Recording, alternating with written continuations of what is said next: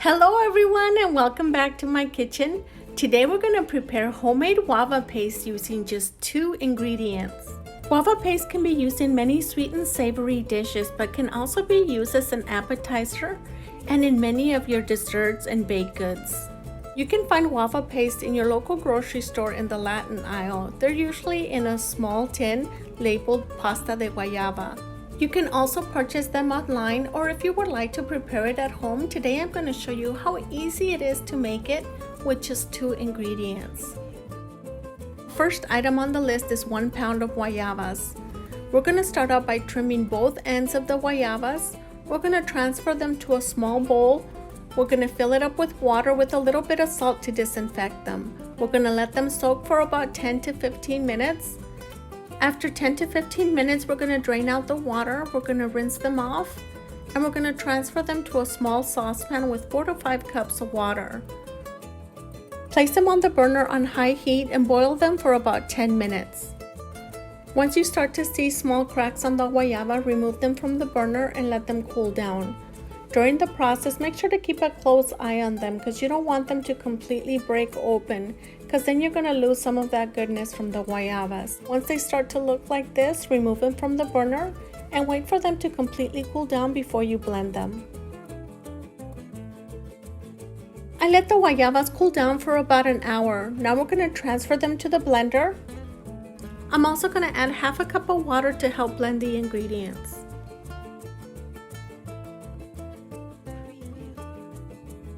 Blend on high for a good minute.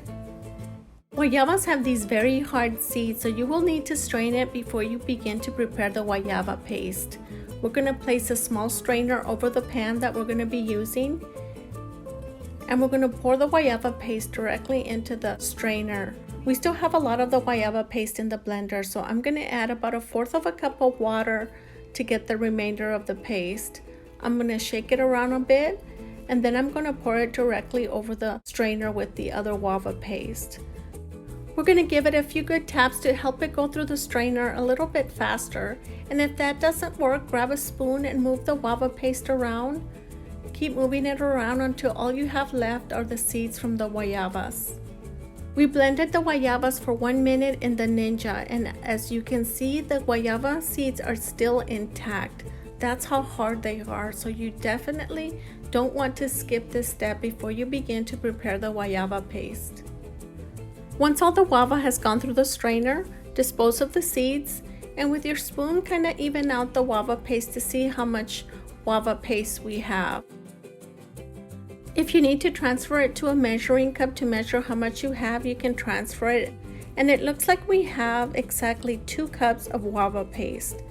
For the second ingredient, we're going to add equal amounts of sugar to the guava paste. We have 2 cups of guava paste, so we're going to add 2 cups of sugar. We're going to place it on the burner on high heat. Once it starts to simmer, we're going to turn it down to a low-medium heat. We're going to give it a good mix until all the sugar is completely dissolved in the guava mixture.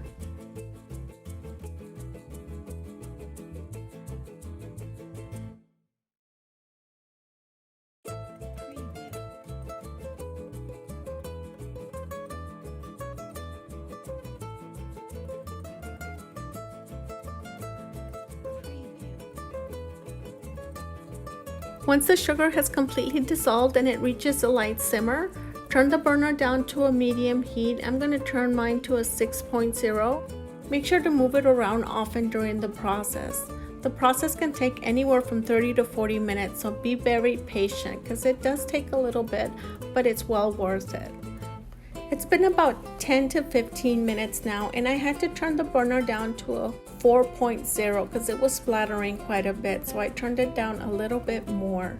If you're using the guava paste for cookie fillings, you can remove it at this point once it reaches this thickness.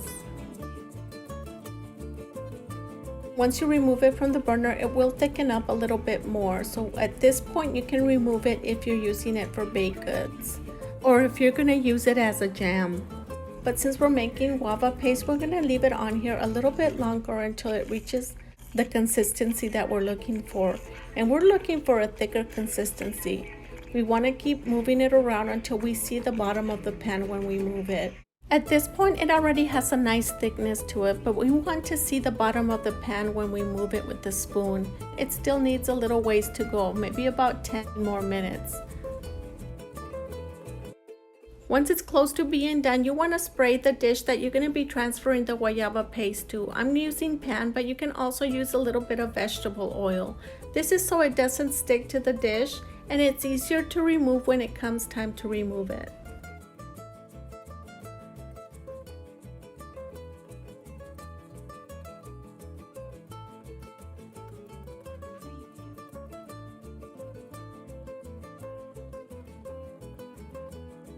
This is the perfect thickness that we're looking for. When moving it, you can see the bottom of the pan and it has a nice smooth thickness to it. This is exactly what we want.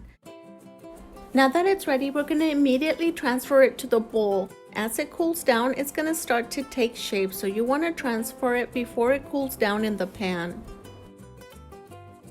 Now that we have all the guava paste in the bowl, I'm going to give it a few good taps so the guava paste can settle down to the bottom. I'm going to cover it and I'm going to leave it at room temperature for about an hour or until it cools down. Then I'm going to transfer it to the refrigerator. The whole process should take about 4 hours. It's been about 4 hours now, so now we're going to remove it from the mold. I'm going to check to see if it's firm, and it is. Using a butter knife, I'm going to slide it around the edge of the bowl to loosen up the guava paste. I'm going to take a plate and place it on top and flip it over. The guava paste should fall right onto the plate. And there it is. Guava paste can be used for many different baked goods and even dishes. You can even make barbecue sauce with it. Or you can enjoy it just like it is right here. Cut out a few slices, enjoy it by itself or with a slice of cheese.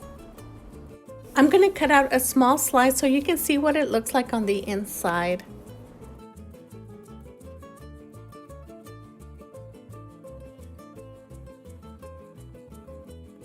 And here it is. I hope you enjoyed this video as much as I enjoyed making it for you.